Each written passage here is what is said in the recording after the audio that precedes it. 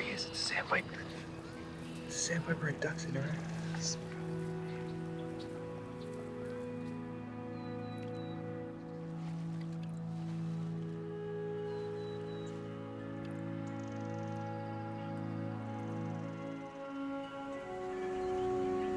Oh, there they are.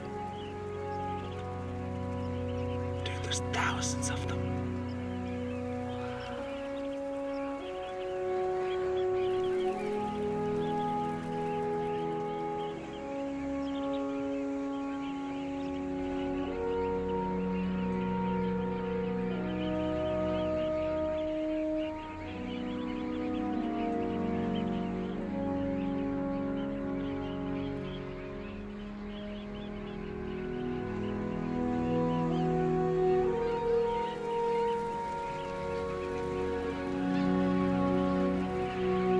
Look at that, dude.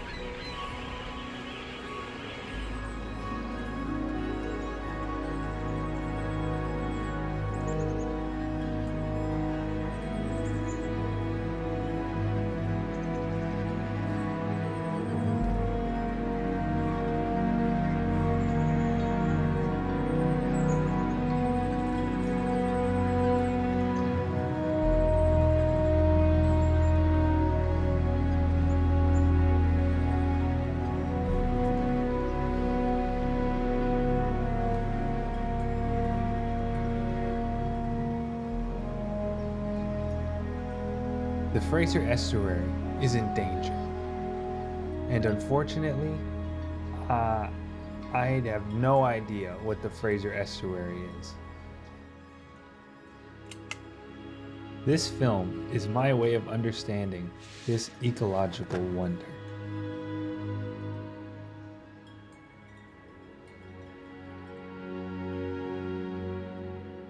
We started our journey in the world's greenest city to see if anyone could tell us what the Fraser Estuary is. So just starting, have you heard of the Fraser Estuary? No, I haven't. Have you guys heard about the Fraser Estuary? No. No, I do not. Is Manning Park along the Fraser? Yeah, you guys are not sure either, eh? Have you heard about the Fraser Estuary? No. I have no idea what that is. Yeah. I know what an estuary is, though. Oh yeah? Well, could you tell us what that is? No.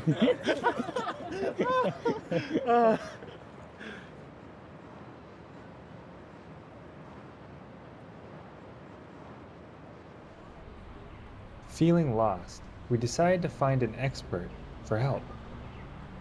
Could you give an explanation of the Fraser Estuary to someone who has no idea what the Fraser River is? I could try. I would say that the biggest river in British Columbia flows down and it meets the ocean at the edge of Vancouver, right on Vancouver's doorstep. And there's this zone where the mixing happens, where that's, a little bit fresh and a little bit salt, and then some more salt and less fresh, and more fresh and less salt. And there's a whole host of organisms that can live in those conditions that are created in this brackish water.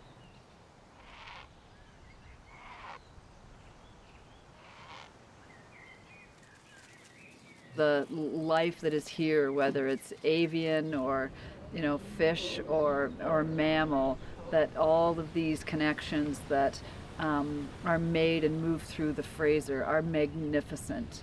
And if more people knew what a jewel this is, there might be more impetus for protecting it. An estuary is where the river meets the ocean. The Fraser Estuary is where the Fraser River meets the Pacific Ocean. But how old is the Fraser Estuary? Where did it come from?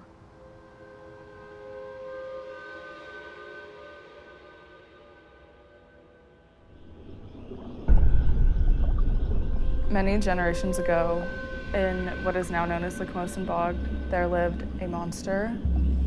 He was a double-headed serpent called Siski. It was known to stay away from that place because if you stepped foot in there, you weren't going to come back out. Eventually, he grew massive, and he emerged from the Camosun Bog and made his way down to the river. And that was the first time anybody has ever seen him. And they noticed that as he was moving along, he was destroying everything in his path. All the plant life was being destroyed. His body actually is what created the creeks that run through Musqueam. He made his way upriver, and that's where he laid to rest. That's where the fork in the Fraser River comes from, is from his two heads. A year later, from his droppings, bloomed the muthqui grass. That is where the Musqueam people get our name from, Musqueam. That is the story of the double-headed serpent.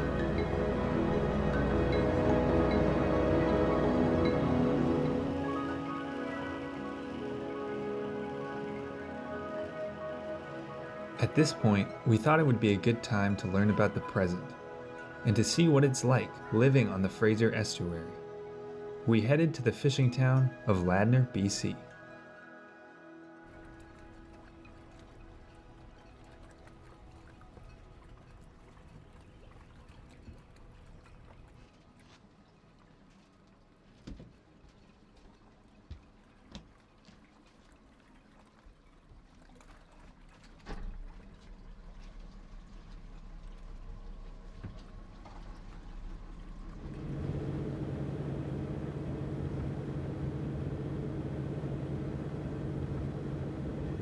So this is like the main river, what we call the main river. This is the Fraser, and we can't see it now, but since I was a kid, the marine traffic on this river has multiplied tenfold. Was fishing a big part of your life? It's been a big part of my life since I was a kid.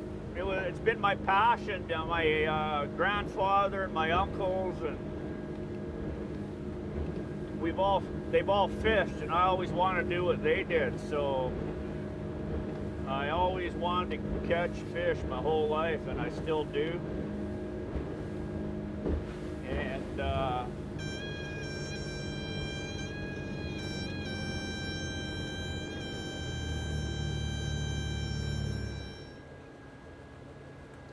there's a picture of my grandfather and my uncle when my uncle was 12, and I think it was 1943, and they're up in the Skeena River, and the picture is of my grandfather standing there at the end of the season with a cake.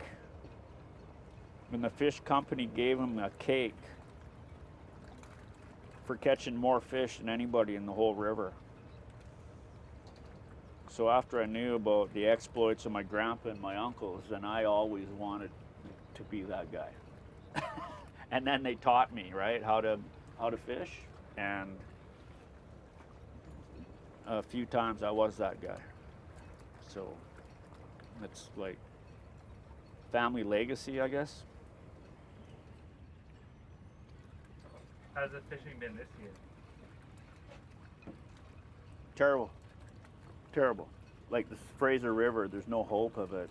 And like, okay, so coast-wide, on the whole BC coast, the commercial sockeye fishery harvested approximately 300,000 sockeye salmon. In Alaska, they harvested over 70 million. And in the early 60s, we used to catch 3 times as many sockeye, or 4 times as many sockeye as Alaska.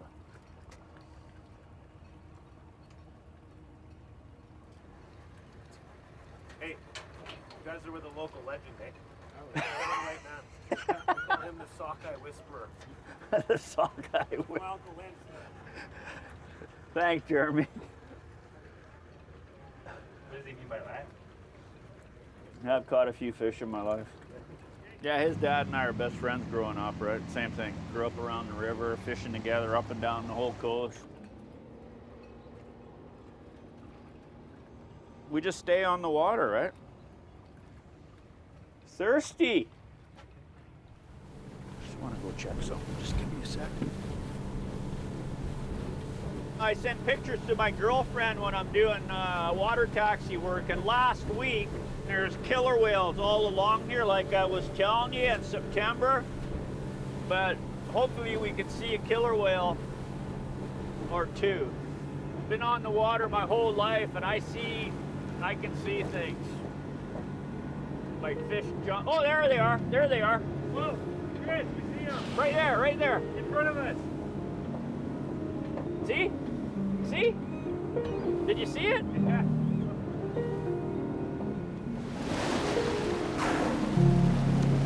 Right on top. Look at that, eh?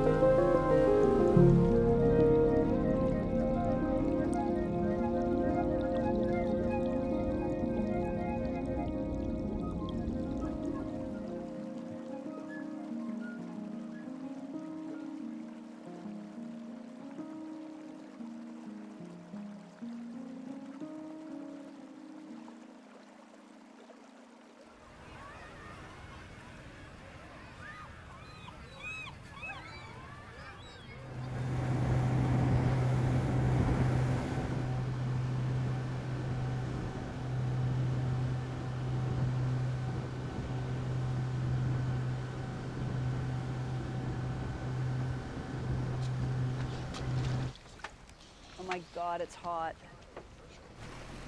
So at Raincoast, we are a team of conservationists and scientists that are empowered by our research to protect the lands, the waters, and the wildlife of coastal British Columbia. I'm the Wild Salmon Program Director for Raincoast. Probably been with Raincoast for, 20 years. So he's a Chinook juvenile. And he's probably from the South Thompson or somewhere in the middle part of the Fraser watershed. And I say that based on his size and the time of year. We identify and measure all of our juvenile salmon, but we take a deeper dive on Chinook.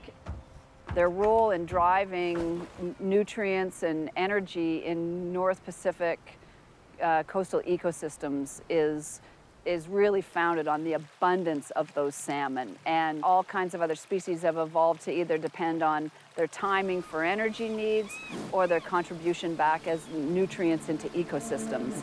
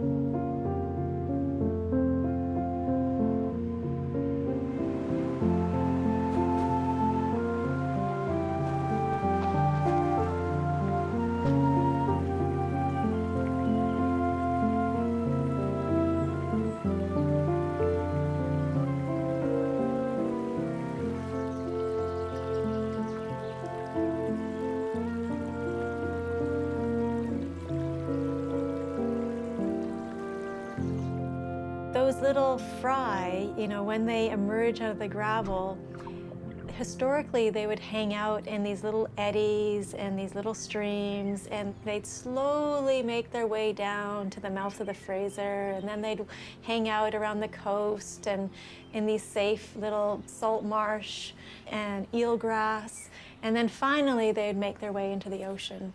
What happens now is that they get out of the gravel and they kind of go to the main stem, and they're like on a super highway. Because we've gotten rid of all of those side channels and eddies and streams. We've gotten rid of all of that floodplain habitat, and we've gotten rid of a lot of the marsh habitat. So now they're shot out on the superhighway, and then they're shot out right into the middle of the Georgia Strait, because we have these structures, these huge jetties that have been put in place, which don't allow the fish to even get off the highway and hang around in the nearshore environment. So they're shot straight out into the strait. A really high level of mortality because we've lost all of that amazing rearing habitat. So if we have a little fish that's growing up here, it used to be able to hang out in a whole series of little channels and eddies and streams that it could hang out in before heading into this mainstream. We have these floodgates all along this system, which basically stop the river from spreading out. We've contained the river into this very narrow highway, whereas previously that river used to expand over this entire region. It used to have tentacles which spread out across the entire area. 85% of the floodplain that salmon rely on is no longer available because it's been drained and ditched and turned into agriculture and housing and industry. We know that 65% of the streams that salmon used to rely on are either lost entirely, or they're blocked, they're inaccessible because of road culverts or dams or floodgates. And that goes on for all those species that live in this area. They've lost a huge amount of their habitat.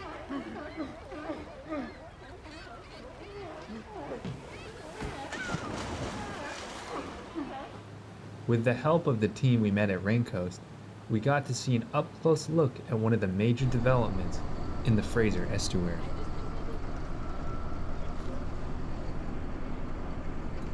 What do you think about it? Well, the physical footprint of this terminal is one of those structures that is dissected and bisected the estuary, so there's a loss of connectivity, which is impacting salmon. And the transiting of these ships contributes to the noise within the Salish Sea. And that noise is part of the reason that southern resident killer whales are struggling to recover within their critical habitat, in a nutshell.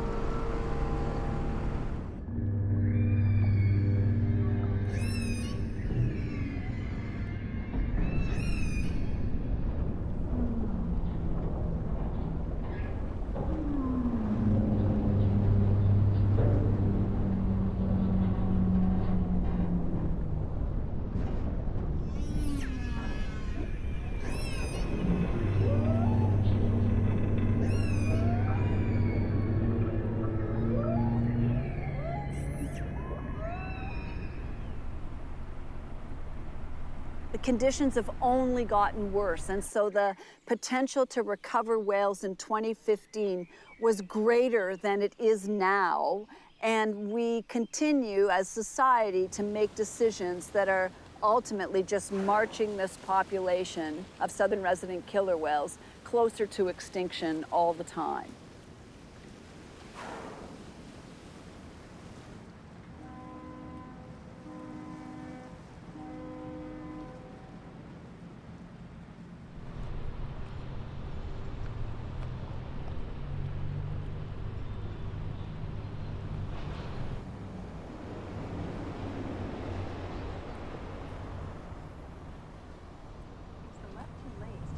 Onto Oak Street, British Columbia. Columbia 99. Signs from Victoria, USA border.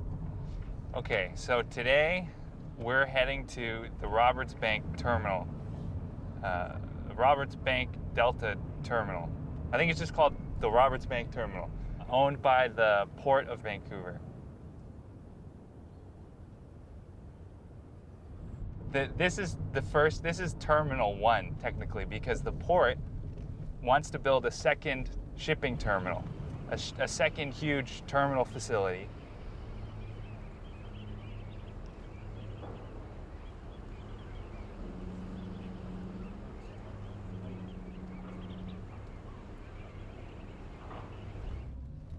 We're hoping today to just talk to people, and we're not wanting to vilify these people.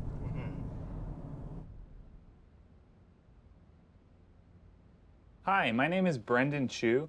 I'm creating a documentary about the Fraser Estuary, and I'm contacting you today because I'd love to showcase the work the port is doing in our documentary. Specifically, we would love to meet with a representative to come on camera and speak on the importance and benefits of the Roberts Bank Terminal 2 expansion project. You can call me back at... Yeah, so my name is Brendan Chu. The port itself seems to make a point to advocate for the environment here, and so we wanted to see if we could talk to your team and showcase that in our movie. Perfect. It'll be...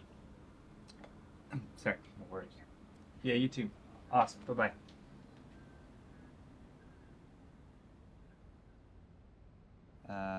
Yeah, okay. We said members of Raincoast and Vapor have spoken critically about the Terminal 2 expansion. We believe both sides of the story should be heard, so we want to provide the Port Authority the platform to speak. I'm just going to read it. Hi, Brendan. Thank you for reaching out to the Port Authority for the opportunity to be a part of the Soul of Fraser documentary. Unfortunately, at this time, we will not be able to participate. We will not be able to participate. Good luck with the documentary, and thank you again for providing us with the opportunity.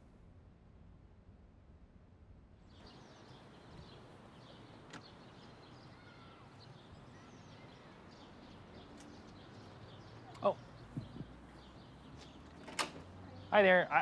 I was wondering, I'm working on a video about the environment around here. Oh. Yeah, and we wanted to see if it would be possible for us to meet with someone who works at the port to tell us about the stuff they do. Very nice person. Yeah, unfortunately, we got to contact these people who we have contacted.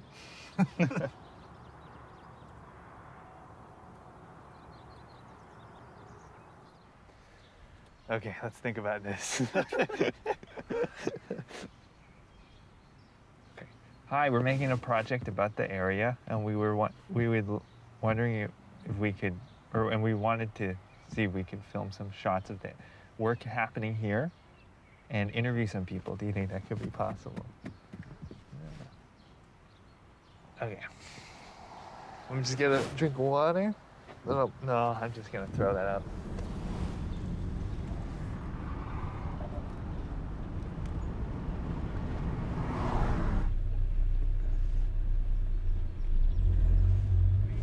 Hi there. We were wondering if we could head inside to see if we're doing a video project on the area here, and we wanted to see if anyone would be willing. Do you have a permit? No, we just want. Doesn't matter though. If you don't have a permit, you can't do any video shooting here. It's a private property. It's private property here. It is. Okay. So I'm gonna lift this gate. When you see over there, you can just make a U-turn. Okay. Okay. Thank you. Sorry for that. Thank you. Take care.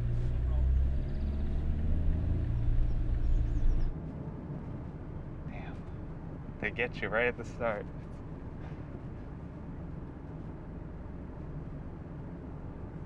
Luckily, there were some who were willing to talk to us about the Terminal 2 expansion project. It's hard to believe in 2020, people are still proposing that we should be filling it in and they think we've got to find balance between the economy and nature, but we've lost 80% of this habitat already in the last 150 years. We have to draw the line and say what's there has to now be enhanced and restored, and we shouldn't be losing anything more.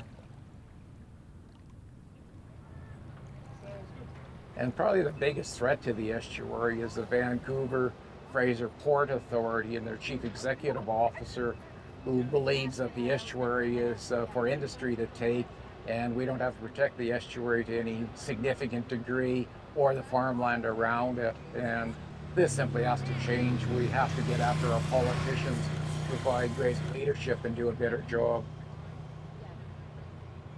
It's tiring, actually. I'm actually getting a little bit run down, actually. When you oppose government projects like Roberts Bank and that, you're not really a charity, you're an advocacy group. So groups like the ones I'm involved in have no charitable status, of course. So, well, you're up against someone who's probably spent $100 million promoting the development, and the group I'm with, the Fraser Voices, we have $400 in our bank account.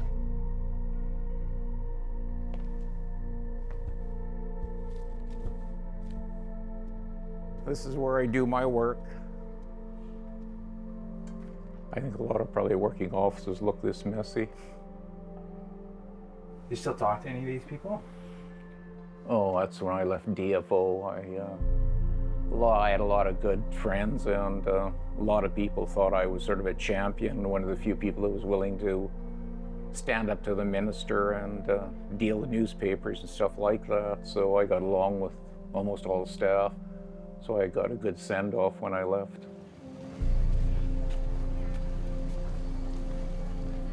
Yeah, this is the DFO Steveston office. My career began with DFO in about October 1969.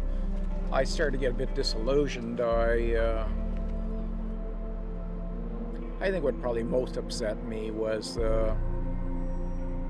civil servants at times not having the will to do the job, and politicians often didn't have the will. They wanted to keep the electorate happy, and they always thought of the election 3 years, 2 years, 1 year down the road, and so things had become very political.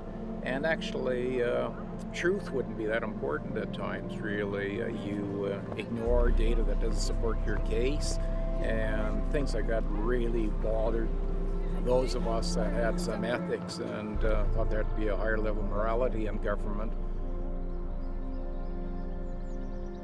After I left fisheries and joined the David Suzuki Foundation, I was considered a bit of a traitor to the organization, and I enjoyed the 3 or 4 years I worked for them, but ended up with prostate cancer and horrible complications, so I ended up retiring early. So I've been just doing volunteer work ever since then, full time. Gee, here we are. I came to Vancouver 51 years ago and worked on the protection of the Fraser Estuary. And here we are 51 years later, fighting some of the same battles. And it's as though you retire and then you seem to work harder than when you had a job almost, and you're thinking, well, hell, am I ever going to retire and be able to spend more time camping and hiking and doing stuff like that, or do I become a slave to the environmental cause? Really, it's frustrating, especially when you run into a lot of health problems. You sort of wonder, can't someone else take over now, and can't I just relax and forget about it for a few years? But hard to forget about the environment when it's all around you and things aren't going right.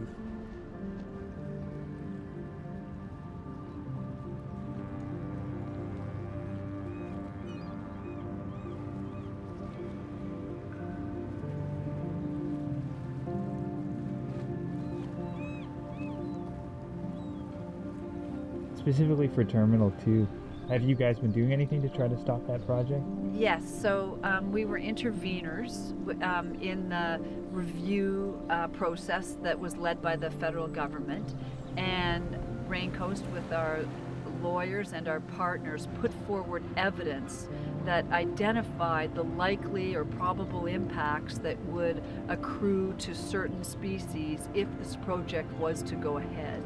And after providing that evidence to the panel agreed that if this project was to go ahead, that it would have significant adverse cumulative effects on species like Fraser Chinook populations, southern resident killer whales, and other species.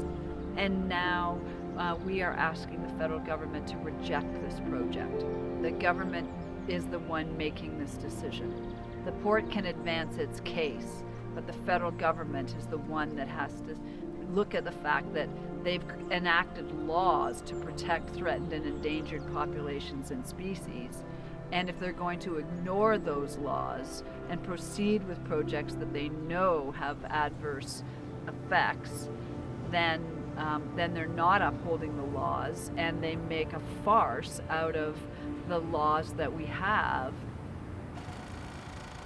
Okay, so as you just heard, for a project like the Terminal 2 expansion to actually happen, it has to get the approval from the federal government. However, in the past, a project like Terminal 2 would not only need to get the approval of the federal government, but also get the approval from all the groups shown here.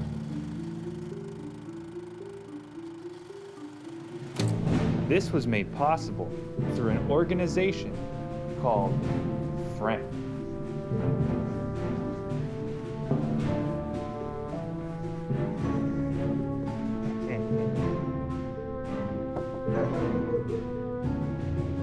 Hey, Frida. Hey, Gabby.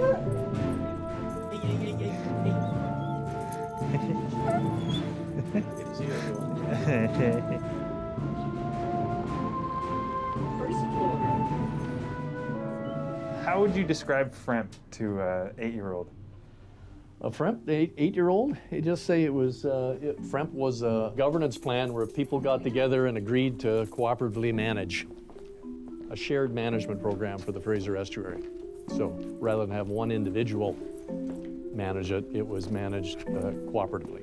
It had inputs of environmentalists, it had inputs of industry, and so it was sort of big picture management rather than just a single user group. What happened to FREMP? How come it's no more? They just had their funding cut off, and the government employees were told not to bother attending anymore. So it's because of the government at the time shut down FREMP? Yeah, and they did it very quietly. It was sort of by stealth. It wasn't a big order on the front page of the Sun. The Right Honorable Prime Minister. Mr. Speaker, Job Growth and Long-Term Prosperity Act. That's when the government was saying that Canada was becoming a petro superpower and dominate the world in fossil fuels and stuff like that. So it was pretty strange times. Where were you during these times? Right here. Yeah, watching the whole thing go down from here. So it was very, and that's why, you know, in academia, I mean, in theory, you're protected by academic freedom and you can say things, and where government science didn't. So I was getting stuff sent to me all the time. Hey, could you talk about this? Could you talk about that? I'm not allowed to talk to the media. And it was really clear because a lot of people would sort of confidentially share information with me as to what was going on in their departments, you know, staff layoffs and the closure of these labs, closures of the libraries, and taking stuff to the landfills. Is the power off in this? It shouldn't do. There you go. Oh, there we go. There we go. Come on in. So, yeah. So here we have the FREMP documents here that were salvaged from going to the landfill. It was in 2015 when the FREMP office was being closed, where I was told that could you come and salvage these documents because they've been ordered to take them to the landfill. And so I went out to the FREMP office and picked them up and then brought them to BCIT. I don't think anybody knows these documents exist other than myself and a couple other people here that they just look like a bunch of boxes sitting up against the wall. You know, these are huge documents, many of which I doubt would have been scanned. I mean, what's this one here? Perspectives on the environment, creating a sustainable society. You know, there's that old quote, you know, those that forget history are condemned to relive it. And so having this sort of historical documentation is really important. I was the senior limnologist for the whole province, where I looked after water quality and fisheries issues in lakes across the province. And so I was the headquarters-based position, so the whole province was my jurisdiction. You know, we'd have these meetings in Victoria, there'd be a couple of hundred of us, and they say, you guys are getting a bad reputation in government. You're the you're the ministry of no. Industry doesn't like you saying no, and we don't want to hear you saying no anymore. And so that's why the Ministry of Environment is no more. You're now Ministry of Water, Land, and Air Protection, and you're not going to say no anymore. You're going to say yes, but. And I mean, it was a threat. And so that's why I ended up leaving government after 28 years. I said, I'm not prepared to work under these sort of circumstances. The desire to make money in a capitalist economy tends to override everything. And you know, there just didn't seem to be much interest in protection if it got in the way of profit. I mean, that's been the problem with the Western world since the Industrial Revolution. It's basically treating the planet as a cash cow and grinding it up and trying to convert everything, liquidate everything into cash. You know, it doesn't matter what the industry is. It's always about growth and rate of return. That's hopefully, you know, board of directors wants 4 or 5 or 6% or something rate of return on their money, or else they fire the CEO. So I mean, everybody's on this hamster wheel trying to make the economy go round.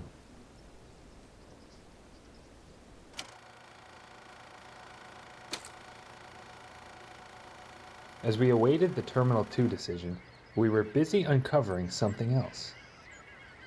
It turns out shipping facilities are not the only thing putting this ecosystem at risk.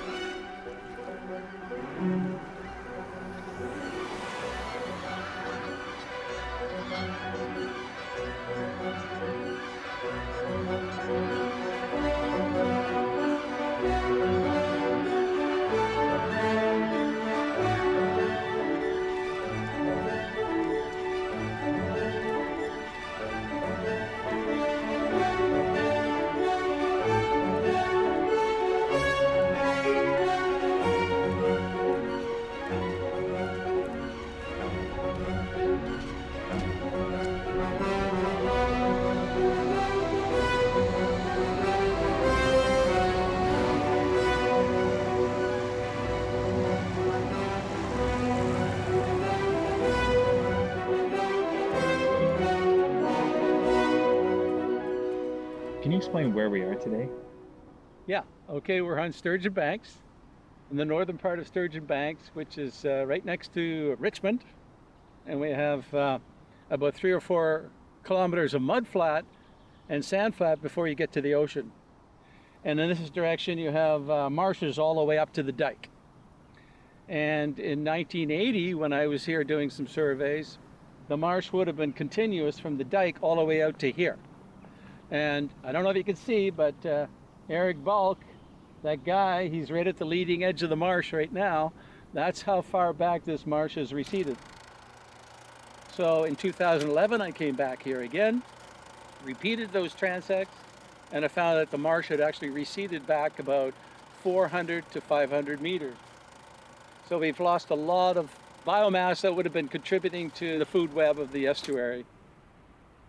So in total, that's about 160 hectares of tidal marsh, low elevation tidal marsh, that has died off and converted into these mud flats. Just to try to wrap our heads around that, BC Place Stadium is about 4 hectares in size. So just here off of the west coast of Richmond, we've lost about 40 BC Places worth of tidal marsh. And for 22 years, nobody realized that this marsh was receding until Sean went back to look at his old transects, and that kind of lit the flame. Even though sometimes you just can't do that in the marsh. We're right at 10. There's around 300 hectares of marsh that have been just disappeared, and we don't know where it's gone, and we don't know what's caused it. The thing I'm trying to test is herbivory. It could just be something that's coming out and eating the actual marsh. So we're trying to look at the difference between Canada's and snow goose herbivory on this particular experiment. Out there one goes. So you can see this is the root structure of it, right? And really, the part that the geese want is the tender white bit that's inside. But if you slowly peel away, like an onion or something, you get that really, really clean white tender part. It's edible too. They remind you. Like a cucumber, almost. It's not bad. Marshes are incredibly important. From our perspective, marshes keep the floodwaters from getting too high. They purify our water because of all the nutrients going into the plants. They freshen the air because they're plants. And it's also really important with the increase in the sea level because of its wave attenuating properties. Essentially, the marsh is acting like a natural barrier that works free for us. So ecologically, they're incredibly important because of the biodiversity in them. But it's nice to know that it's not just intrinsic value in here, that it actually does have some economical benefit. Did we lose a person? Are you recording? Yeah. Good job. Like. Oh, sorry. I was laughing too hard. There's a concept in ecology where you kind of either are a wizard or a prophet, where wizards generally tend to make things better by inventing things, making new things, figuring out how to extract resources that wouldn't damage the ecosystem or stuff like that. Whereas prophets are often seen as people who would tend to use more of the natural resources and what they're given and using the land as it is, so learning from that traditional knowledge. I'm kind of in the middle. I understand the importance of tradition, but I also think that we should be able to develop things like that give less of a toll on the planet, right? But we can't just do nothing, which is why research like this is incredibly important, and like all the research that's being done right now, even if it doesn't look like it's doing much, those small incremental bits of knowledge, it's really what science is built on. Science is like this giant web of knowledge that's just shared among people, and you just build on it and you build on it. Like there's a saying that we stand on the shoulders of giants or something like that, so you just build on each and every generation that came before you. And I think that's pretty important.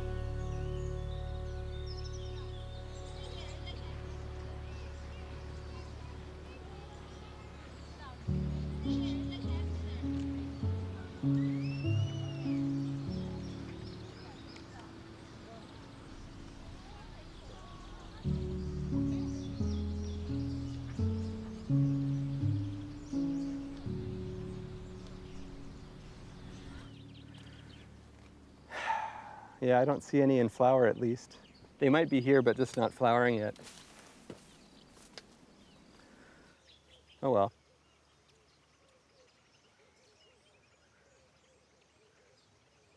I've probably shown every guest who comes here this. Why do I not see it? Am I crazy? Taking you on a wild goose chase?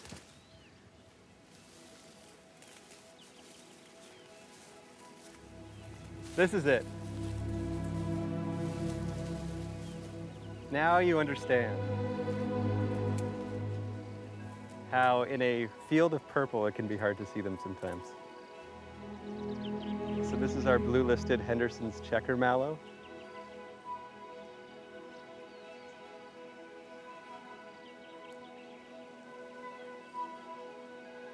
It's found in estuaries in southwest British Columbia, also down in Washington and Oregon.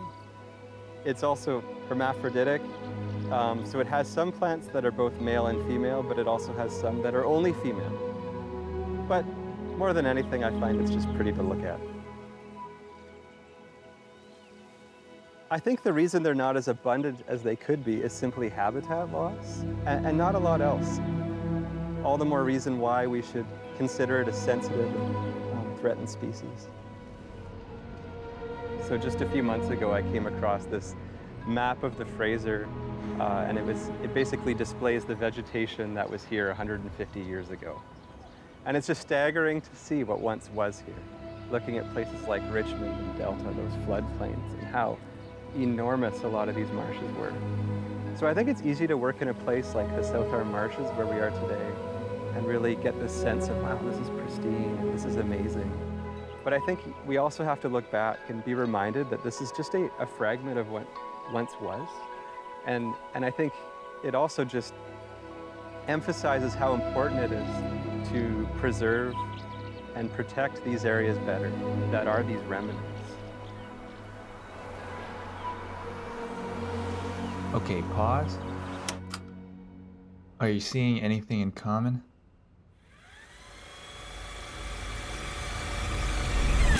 And so the potential to recover whales in 2015 was greater than it is now. Because we've gotten rid of all of those side channels and eddies and streams.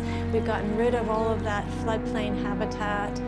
We've lost 80% of this habitat already in the last 150 years. But I think we also have to look back and be reminded that this is just a fragment of what once was.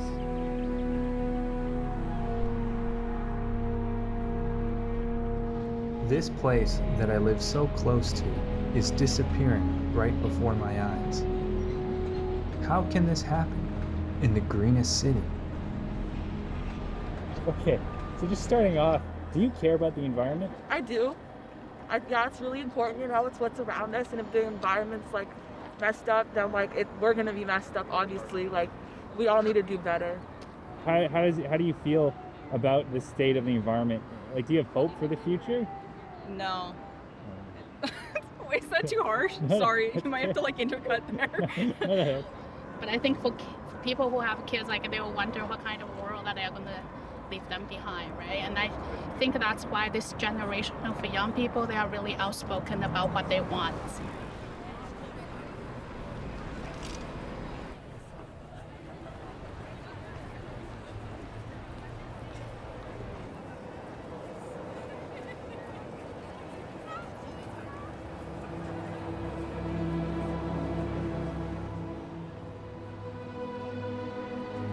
If you never see a beach, the beach is not your problem. If you never see a forest, the forest is not your problem. It's somebody else's. Not making the connection that the air that you breathe is definitely connected to those things that you don't visit. And so, how many more bridges do we need? We keep building people, but we're not teaching people. What is the carrying capacity of this delta to take anymore? I've said it a million times. This is a death of 1,000 cuts. And I've seen it. In my short life, I've seen it. You know, one more dock, one more bridge, one more this, one more terminal, you know, one more, you name it. And they ask me many times, well, what would be a mitigating factor? And I always answer, don't build it. Do we really need it compared to the actual ocean that's around us? Because you believe you me, when these are dead, it will follow suit and the rest of us will be. And I think humanity is starting to wake up a little bit and say, this actually might be a problem, even though some have been screaming it for years.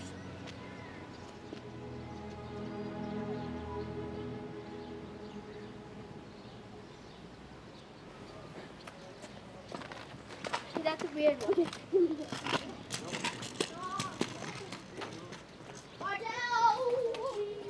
What's it like living here?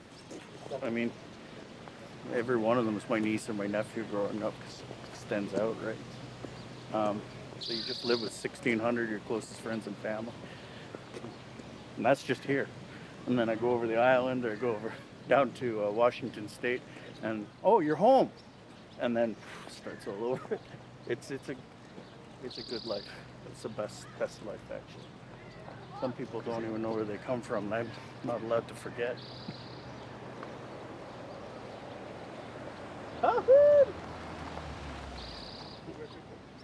There was when they were parceling out acres of land Musqueam actually has one of the smallest land bases, if not the smallest land base in all of Canada. They told us, well, they're always out on the ocean anyway. The sea's their home. They don't need much land, which is a complete fallacy. And a lot of our seasonal camps were all over the Delta. So our people would come back to these congregated areas. You know, the actual physical form of a home wasn't as important as the whole land was your home. The whole Delta was your home.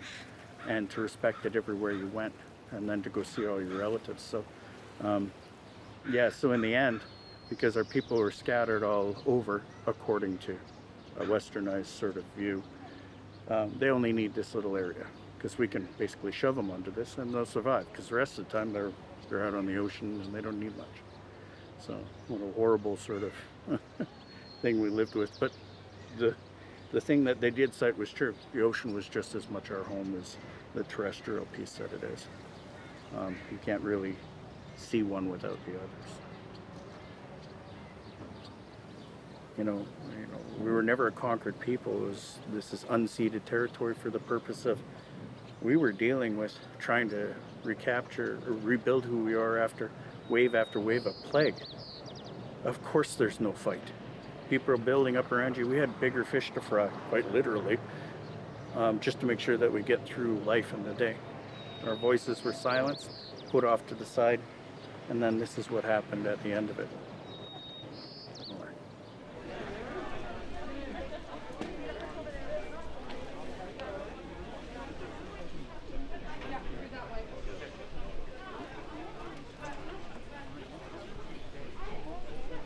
So the childcare costs are going to be half in the next year. All right. Thank you so Hi there. much. It's an honor to meet you. What's your name? My name is Brendan. Pleasure to meet you, Brendan. I was wondering if I could ask you a question about the environment. Sure.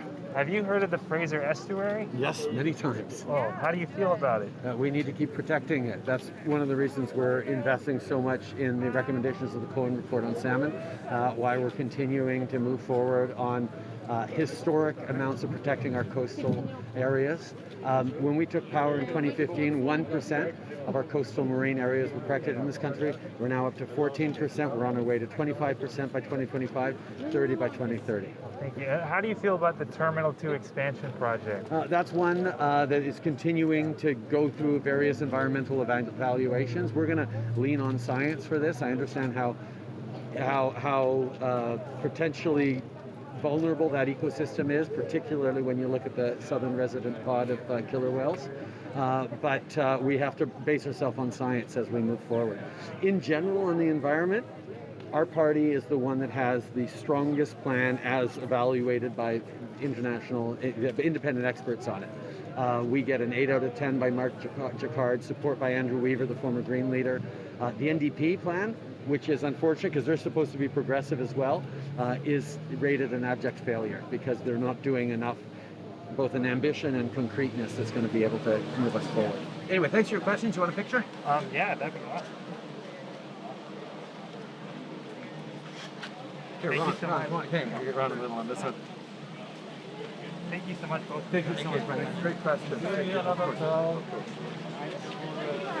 Oh, I asked him what he thinks of the Fraser Estuary. Oh, that's a good question. Oh yeah, have you heard of the Fraser Estuary? Oh, totally know about the Fraser Estuary. That's where, that's like the biggest life, where we promote the most life. I love your question. What did he say? Oh, thank you. He said that he knows about it and he cares about it. Do you think he's genuine? Yeah.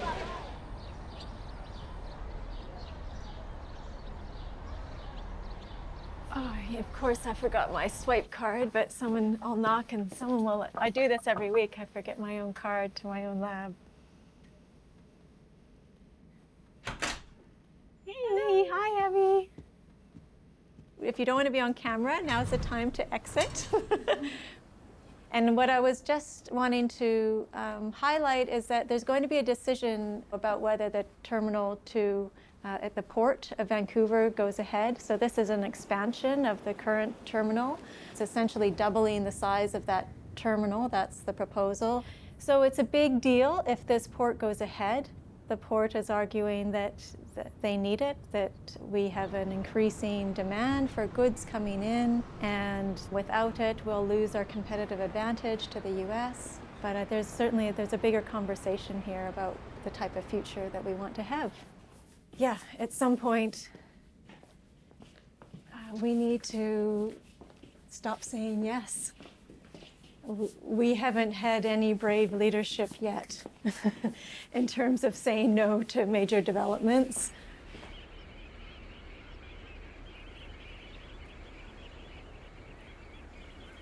We essentially developed this prospectus, which showed that we have 102 species that are at risk of extinction. So for salmon, for example, they won't be abundant enough to fish or to feed southern resident killer whales.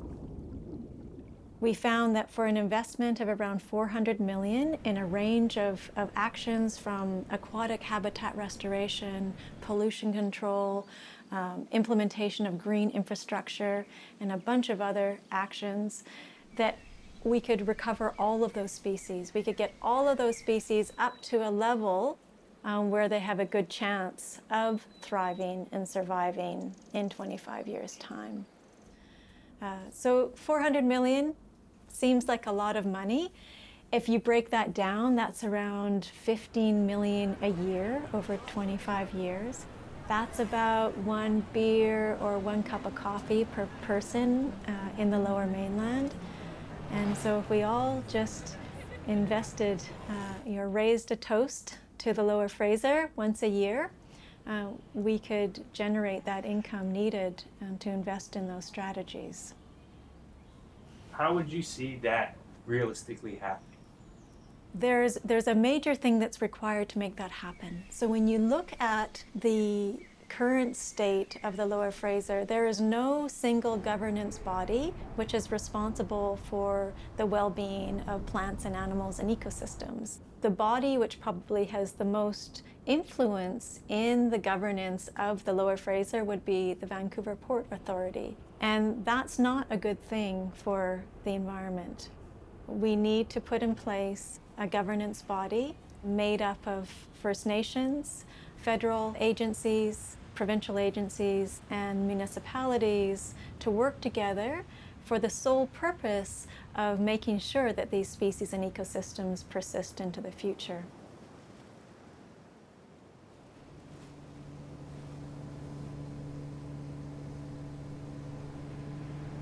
So this is Canoe Pass, and this is where we grew up. The last place that our family spoke our own language was right here where we are now. When my grandfather and his brothers, my great uncles, were down here in the middle of the night fishing, they would speak their own language to one another out here because nobody could hear them.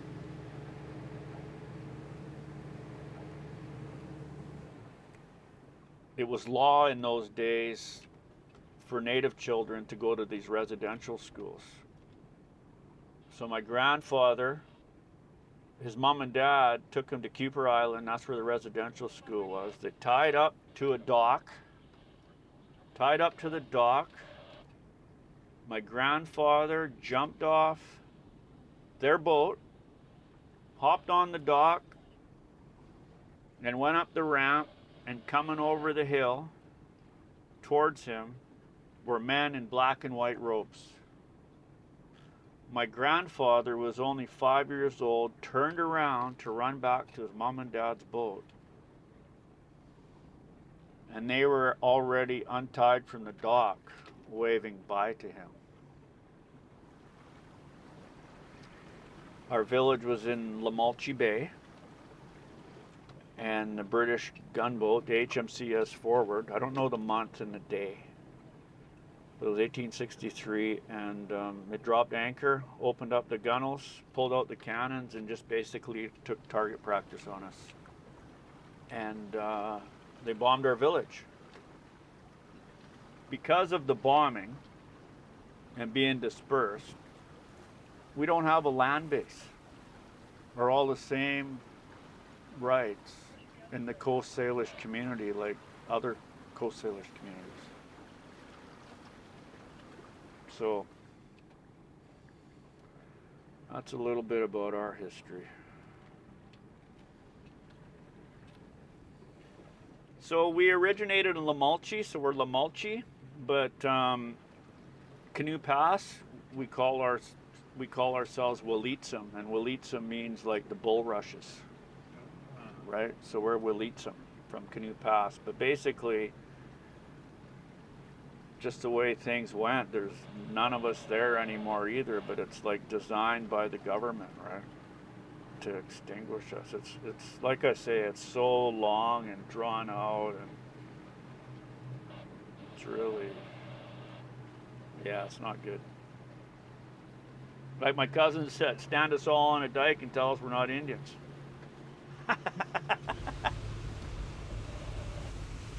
When my daughter was only like young and we were allowed to fish out there, the most calm and peaceful I was, and happiest probably, is I'd have my net out, fish would be all splashing in it, and my daughter would be sleeping in the bow of the boat.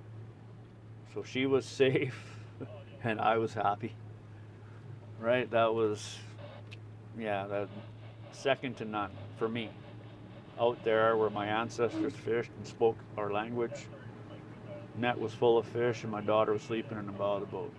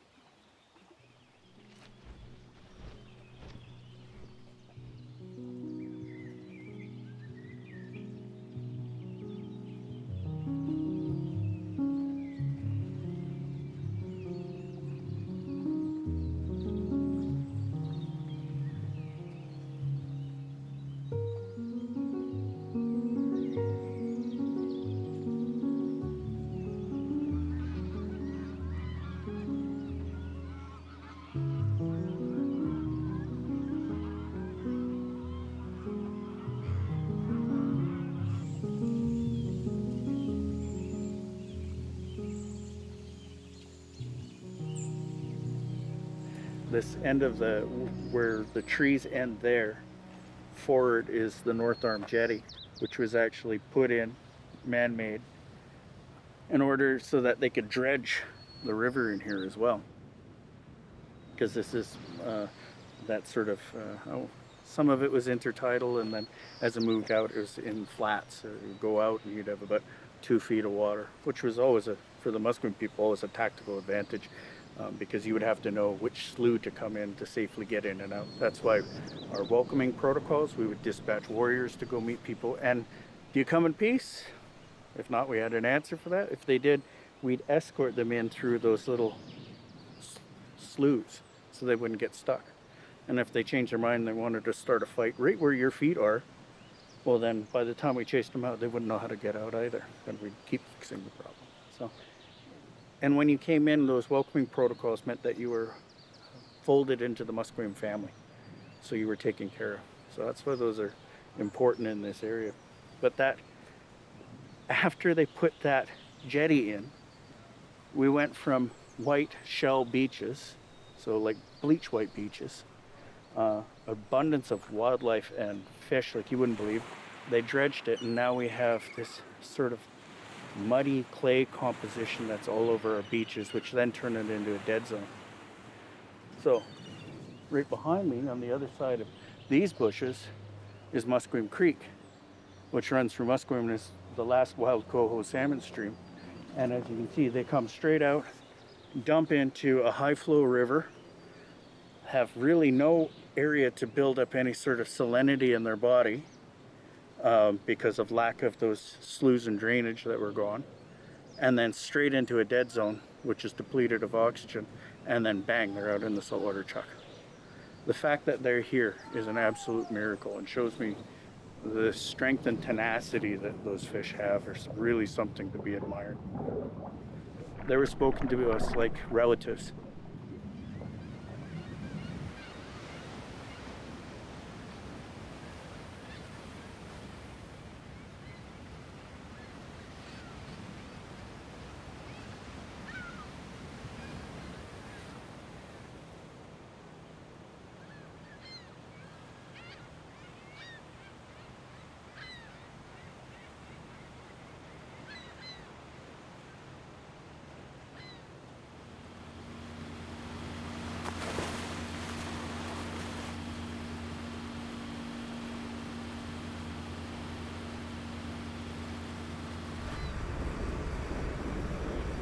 So why we're doing this is to try to rebuild the kind of natural processes in the estuary that really support salmon. So we're creating this opening so that juvenile salmon can move into the estuary and use the habitats that they rely on. And we're also kind of restoring the natural flow of fresh water and fine sediment into the delta. Even already, and just having put these breaches in for a year, at high tides, salmon can now get through. And so we've been out sampling, or Dave's been out sampling, all spring this year and monitoring the movement of Chinook and other juvenile salmon through these breaches to get onto Sturgeon Bank. So it's really the first time in 100 years that salmon, if they've gotten this far out along the jetty, have now still been able to make an exit and get over to Sturgeon Bank. Just as I said, and it's not too windy.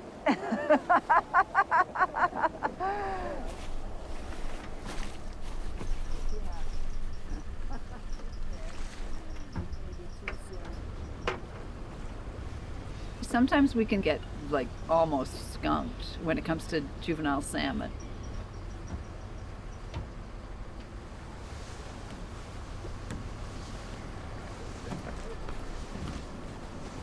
I think it's a sand lance. It looks like a sand lance. He's got a long dorsal fin. Oh no, he doesn't. Oh yeah, he does. Okay, that looks like a Chinook. I don't know. It didn't look like. Maybe it's because his paw marks were starting to fade. And another Chinook. And similar in size, so.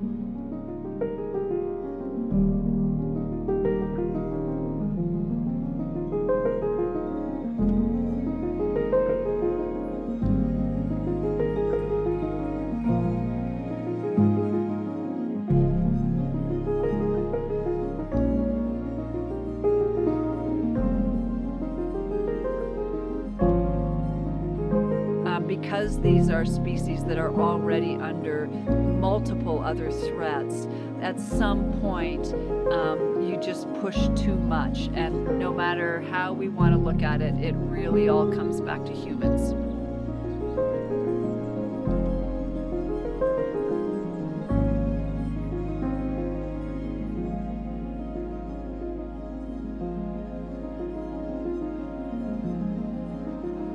So yes, I do have to face the fact that this is a really at-risk region and the threats don't seem to be backing off, but I'm really grateful that I get to work in this place and with really great people.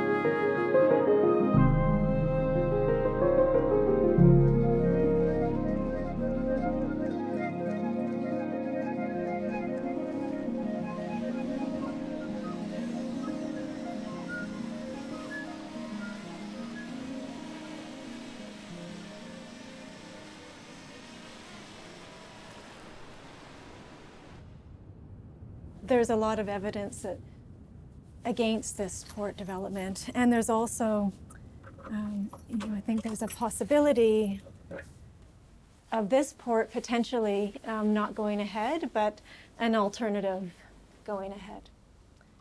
So I think that's what, if this does get a no, then there'll be a huge push to establish an alternative.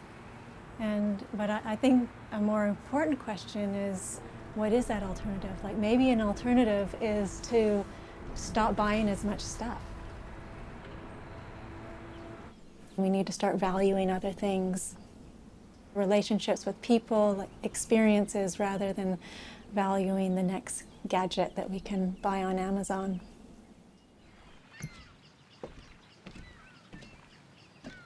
It's discouraging being an older person like myself. I'm 74, thinking a lot of this took place under my watch and thinking I've wasted my last 50 years. I actually feel guilty about it a lot also. It's something terrible to carry around with you every day.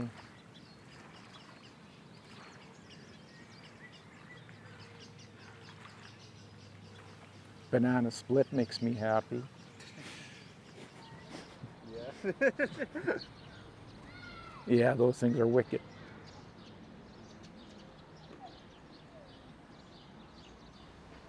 Anyone says that, well, I don't even eat fish.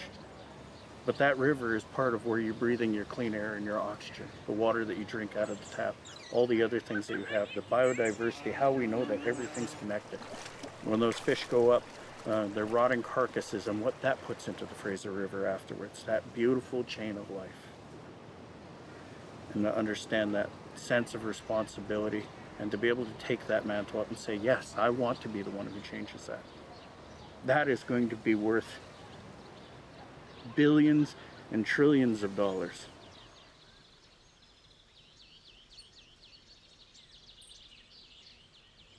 One of the greatest teachings that I had from my grandmother was, you're Huamuch, you're a First Nation person.